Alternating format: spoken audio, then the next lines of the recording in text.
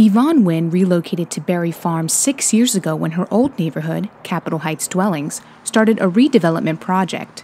Once again, she will have to pack her belongings and move. Wynn is uneasy of moving her family to another neighborhood where crime is prevalent. Because I feel, those areas are worse than Berry Farm. Berry Farm provides public housing to more than 300 families. In 2006, the D.C. Council approved to demolish and rebuild the neighborhood into mixed-income housing and 50,000 square feet of retail space.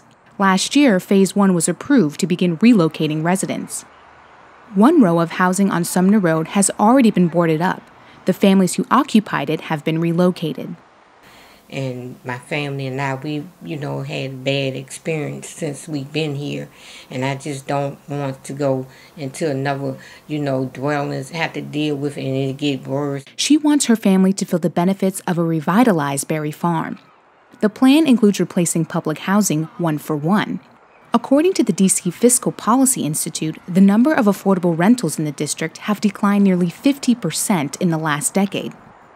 We're hearing different stories that, when they rebuild, that we can return back to Berry Farm. And I feel that they're not being honest.